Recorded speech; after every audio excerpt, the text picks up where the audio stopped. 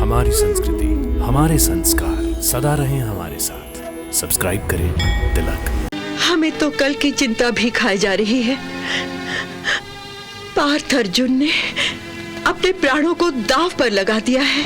जानता हूं और मैं तुम्हें आश्वासन देता हूं कि अर्जुन अपनी प्रतिज्ञा की पूर्ति अवश्य करेगा। केवल कल के सूर्यास्त तक अर्जुन ने हमारे जमाई जयद्रथ के जीवन की अवधि सीमित कर दी है।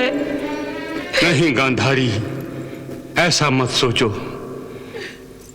अर्जुन ने अपनी प्रतिज्ञा द्वारा अपनी मृत्यु भी तो निश्चित कर दी है। हो सकता है वो जयद्रथ का वध करने में असफल रहे, परंतु अर्जुन से जयद्रथ की सुरक्षा कौन कर सकेगा महाराज? अर्जुन के बाणों का उत्तर कदाचित द्रोणाचार्य के अस्त्र भंडार में हो सकता है, परंतु क्या दोशीले? परंतु श्री कृष्ण के सुदर्शन चक्र का उत्तर क्या द्रोणाचार्य के पास है? श्री कृष्ण ने अस्त्र शस्त्र धारण न करने की प्रतिज्ञा की है। तो ठीक है, वो अपनी प्रतिज्ञा नहीं तोड़ेंगे, परंतु अपने मित्र अर्जुन की प्रतिज्ञा पूरी करने के लिए वो कुछ भी कर सकते हैं। दोशीले, वो कुछ भी करें, परंतु मैं अब इस युद्ध को रोकने के लिए कुछ नहीं कर सकता।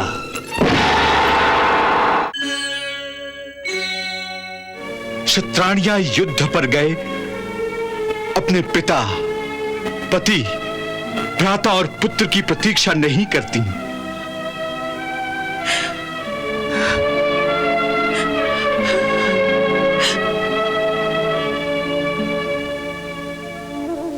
हाँ, और यदि वो लौट कर आ जाएं, तो वे इसे ईश्वर की कृपा समझती हैं, और लौट कर ना आए तो वैसे ईश्वर की इच्छा मानती हैं। हे सुभद्रा,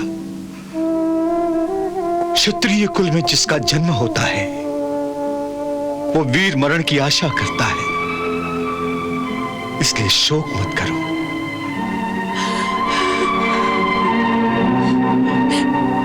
शास्त्र धर्म का पालन करते हुए वीर अभिमन्यु को पुण्य लोक प्राप्त हुआ है। तप, ब्रह्मचर्य, बुद्धि और ज्ञान के द्वारा साधु संत और तपस्वी जो मोक्ष प्राप्त करना चाहते हैं, तुम्हारे परम पुत्र परम वीर अभिमन्यु को वही मोक्ष प्राप्त हुआ है। फिर शोक क्यों? हम क्या करें पितामह? आखिर हम स्त्रियां हैं। अपने इस दिल को कितना ही कड़ा क्यों ना बना ले, परंतु मोम कभी पत्थर तो नहीं बन सकता। मैं मानता हूं, हर मां अपने पुत्र को जीवित देखना चाहती है, परंतु सोचो, यदि अपने प्राणों की रक्षा के लिए अभिमन्यु युद्ध भूमि से भाग जाता तो क्या तुम दोनों प्रसन्न होती?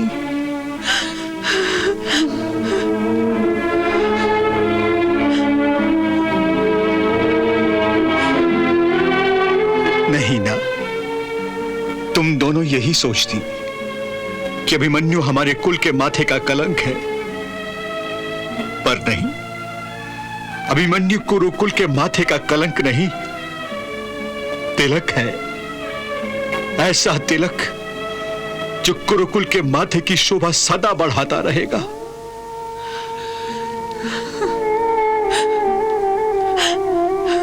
अभिमन्यु अमर हो गया है सुभद्रे, अमर हो गया है। वैसे भी मनुष्य मरने के बाद अपने संतान के रूप में जीवित रहता है, और अभिमन्यु की निशानी उसकी पत्नी के पेट में पल रही है। वही अभिमन्यु के नए जीवन का प्रमाण है। फिर भी तुम दोनों इतनी शोकाकुल क्यों हो? सुभद्रे, द्रौपदी, तुम्हें नहीं पता, मुझे पहले से ही पता था कि अभिमन्यु की आयु बहुत छोटी होगी।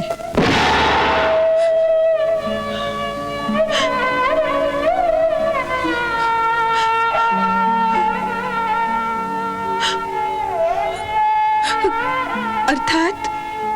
अभिमन्यु के जन्म पर ही कुरुकुल के राज ज्योतिषी ने मुझे अभिमन्यु के बारे में बता दिया था। इसलिए शोक करना छोड़ दो,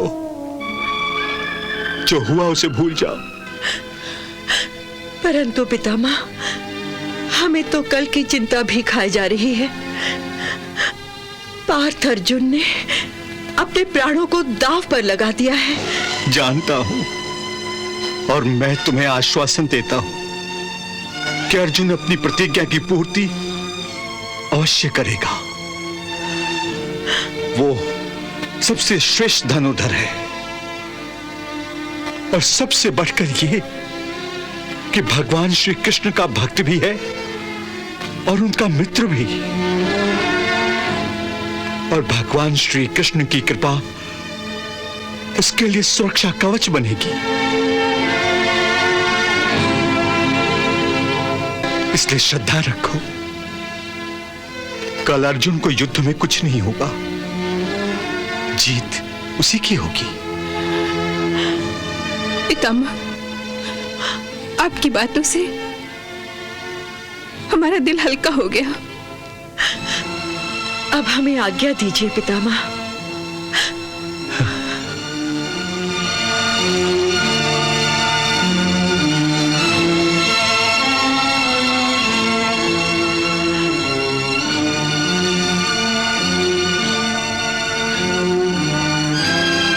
सौभाग्यवती भाव।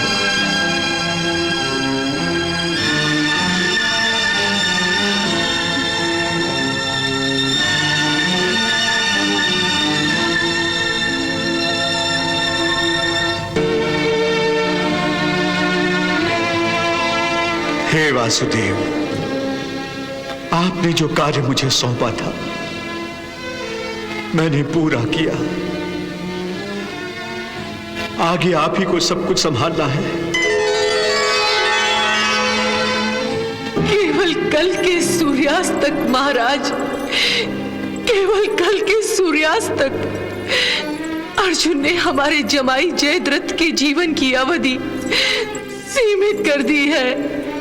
नहीं गांधारी, ऐसा मत सोचो। अर्जुन ने अपनी प्रतिज्ञा द्वारा अपनी मृत्यु भी तो निश्चित कर दी है। हो सकता है वो जयद्रथ का वध करने में असफल रहे, परंतु अर्जुन से जयद्रथ की सुरक्षा कौन कर सकेगा महाराज?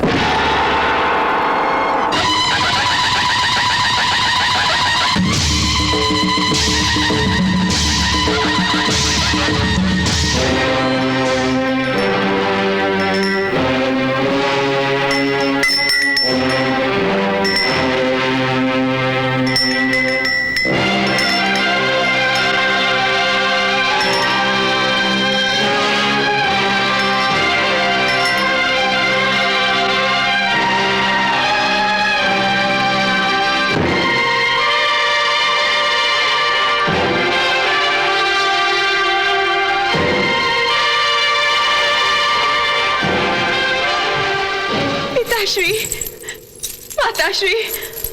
कौन? दुशीला?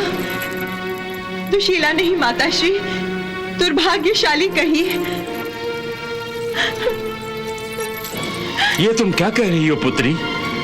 शुभ शुभ बोलो दुशीला। आज सूर्यास्त से पहले जिसके पति की मृत्यु निश्चित हो गई हो वो दुर्भाग्यशाली नहीं तो और क्या हो सकती है? आप ये युद्ध रोक दीजिए पिताश्री, आप ये युद्ध रोक दीजिए। तुम व्यर्थ ही भयभीत हो गई हो दुशीला। तुम्हारा पति सुरक्षित रहेगा।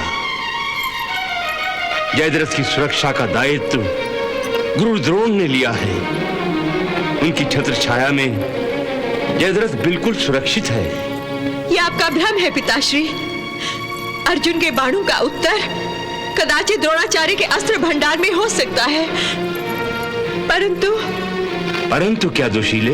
परंतु श्री कृष्ण के सुदर्शन चक्र का उत्तर क्या द्रोणाचार्य के पास है? श्री कृष्ण ने अस्त्र शस्त्र धारण न करने की प्रतिज्ञा की है। तो ठीक है, वो अपनी प्रतिज्ञा नहीं तोड़ेंगे, परंतु अपने मित्र अर्जुन की प्रतिज्ञा पूरी करने के लिए वो कुछ भी कर सकते हैं। दुशीले, वो कुछ भी करें, परंतु मैं अब इस युद्ध को रोकने के लिए कुछ नहीं कर सकता। माताश्री, आप तो हस्तिनापुर की महारानी हैं। आप दुर्योधन भैया को युद्ध रोकने का आदेश दे सकती हैं। मैं विवश हूँ पुत्री, मैं विवश हूँ। माताश्री। हाँ पुत्री, मैं विवश हूँ। मैं ये युद्ध रोकना चाहती हूँ, परंतु रोक नहीं सकती। यही मेरी विवशता है। तुम अपने पति के प्राणों के लिए हस्तिनापुर के महाराज के सामने झोली फैला रही हो, और मैं कितनी बार हस्तिनापुर के महाराजा के सामने मेरे पुत्रों के प्राणों के लिए झोली फैलाकर भीख मांग चुकी हूँ, परंतु हस्तिनापुर के महाराजा ने मुझे ये भिक्षा देने से भी इनकार कर दिया। और अब ऐसा लग रहा है कि मेरी गोद पूर्ण रूप से उजड़ जाएगी। गांधारी, क्षमा कीजिए महाराज, परंतु अब ऐसा लग रहा है कि ये महायुद्ध कौरवों को सर्वनाश की ओर ले जाएगा। इसलिए हे दुशीले, तुम अपनी इस विवश माता को क्षमा कर दो। माताश्री, जो अपनी बेटी के सुहाग को बचाने के लिए अब आंसू बहाने के अतिरिक्त और कुछ नहीं कर सकती। मुझे क्षमा कर दो बेटी, मुझे क्षमा कर दो।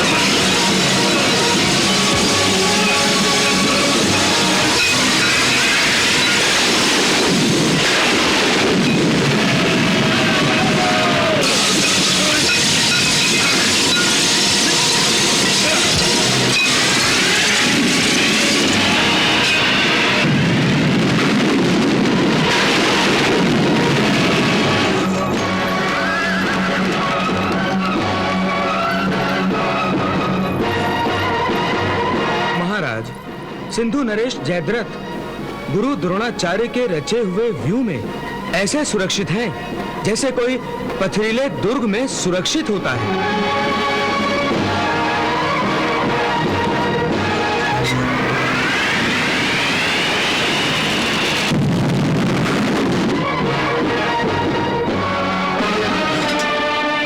अर्जुन के हर आक्रमण का उत्तर भीषण आक्रमण से दो।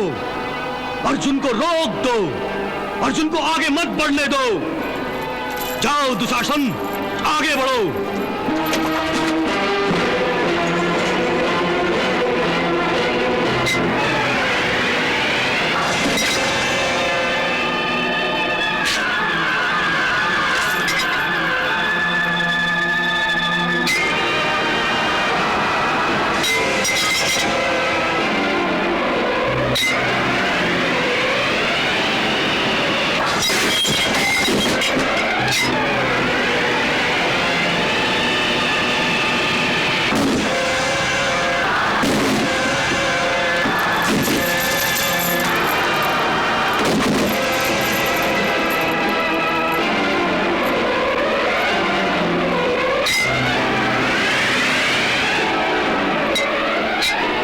हे